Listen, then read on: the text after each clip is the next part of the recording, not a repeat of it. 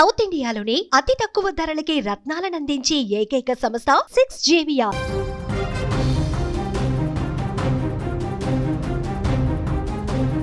తమిళనాడు ముఖ్యమంత్రి విజయ్ దళపతికి ఊహించని షాక్ తగిలింది. మద్రాస్ హైకోర్టు విజయ్ ఇచ్చినటువంటి ఆదేశాలను లేకుంటే ఉత్తర్వులను పూర్తిగా రద్దు చేసింది.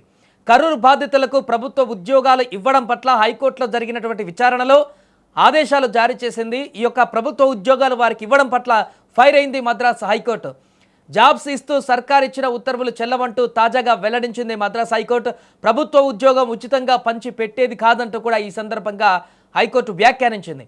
అర్హులకు మాత్రమే ఉద్యోగాలు ఇవ్వాలని తేల్చి చెప్పినటువంటి హైకోర్టు రాజ్యాంగ పరిమితులకు లోబడి వ్యవహరించాలంటూ కూడా కీలక సూచనలు చేసింది ముఖ్యమంత్రి అదేవిధంగా ప్రభుత్వానికి. దీంతో తమిళనాడులో ఒక్కసారిగా ఇప్పుడు రాజకీయ రంగం ఒక్కసారిగా హీట్ ఎక్కింది. ఎందుకంటే గతంలో కరూరు బాధితులు ఎన్నికల కంటే ముందు జరిగినటువంటి పరిణామం మనందరికీ తెలిసిందే. కరూరులో తొక్కేసలాటలు జరిగి అక్కడ అనేక మంది ప్రాణాలు కోల్పోయినటువంటి ఘటన దేశవ్యాప్తంగా కూడా అందరినీ కలిచివేసింది. ఈ నేపథ్యంలో ఆ రోజు విజయ్ ఖచ్చితంగా వారికి భరోసాగా ఉంటా, వారందరినీ ఆదుకుంటా, వారందరూ నా కోసం వచ్చినటువంటి అభిమానులు అంటూ చెప్పి వారికి అన్ని విధాల సహాయ సహకారాలు అందిస్తానంటూ చెప్పినటువంటి విజయ్ ఆ రకంగానే అంతకుముందే సహాయం చేయడమే కాకుండా తర్వాత ముఖ్యమంత్రిగా తమిళనాడులో పీఠాన్ని అధిరోహించినటువంటి తర్వాత టీవీకే పార్టీ ఘన విజయం సాధించి ప్రభుత్వాన్ని కొలువు తీరినటువంటి తర్వాత వెంటనే కరూరు బాధితులకు సంబంధించి సంచలనమైనటువంటి నిర్ణయం తీసుకున్నారు. వారందరికీ ఆర్థిక భరోసాను ప్రకటించడమే కాకుండా వారిని స్వయంగా కలిసి వారందరికీ కూడా ఆ కుటుంబంలో అర్హులైనటువంటి విద్యార్హత ఉన్నవారికి అర్హతకు సంబంధించి ఒక్కొక్కరికి ఒక్కో రకమైనటువంటి ప్రభుత్వ ఉద్యోగాన్ని కూడా ఇప్పిస్తున్నానంటూ ప్రకటించి వారందరికీ ఉద్యోగ నియామక పత్రాలను కూడా ఒక సమావేశం ఏర్పాటు చేసి వారందరికీ కూడా ఇవ్వడం జరిగింది.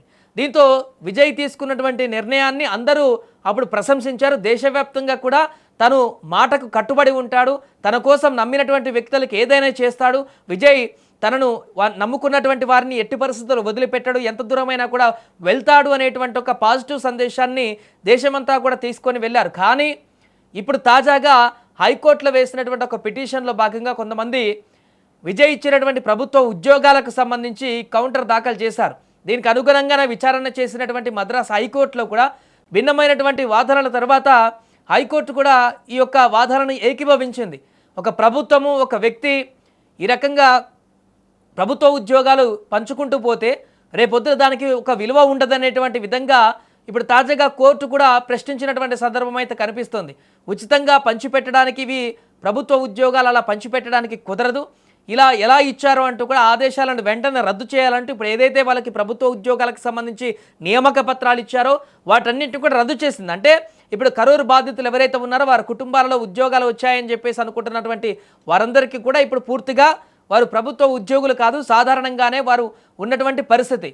మరి దీని పట్ల అక్కడ ముఖ్యమంత్రి విజయ్ ఎలా రియాక్ట్ అవుతారు, ఏం చేయబోతారు, నెక్స్ట్ యాక్షన్ ఏ విధంగా ఉండబోతుంది, మరి దీనికి సవాల్ చేస్తూ సుప్రీంకోర్టుకు వెళ్ళేటువంటి అవకాశం ఏమన్నా ఉంటుందా, లేకుంటే హైకోర్టు మద్రాస్ హైకోర్టు ఇచ్చినటువంటి ఈ సూచనల మేరకే నడుచుకొని ముందుకు వెళ్ళేటువంటి అవకాశం ఉంటుందా, ఏం జరుగుతుందనేది వేచి చూడాలి. కానీ మొదటిసారిగా ప్రభుత్వం ఏర్పడినటువంటి తర్వాత విజయ్కి ఎదురైనటువంటి మొదటి అడ్డంకని చెప్పొచ్చు, ఇది కోర్టు నుంచి వచ్చినటువంటి మొదటి సూచన అని చెప్పొచ్చు, మొదటి ఈ రకమైనటువంటి ఎదురు దెబ్బ అని కూడా చెప్పవచ్చు. ఇప్పటివరకు విజయ్ తీసుకుంటున్న ప్రతి నిర్ణయాన్ని, విజయ్ తీసుకుంటున్నటువంటి ప్రతి నిర్ణయాన్ని కానీ లేకుంటే ఏదైనా కానీ ప్రజలందరూ కూడా హర్షించారు. గత పాలనల కంటే గత ప్రభుత్వాల కంటే భిన్నమైనటువంటి వైఖరితో విజయ్ ముందుకు వెళతారు.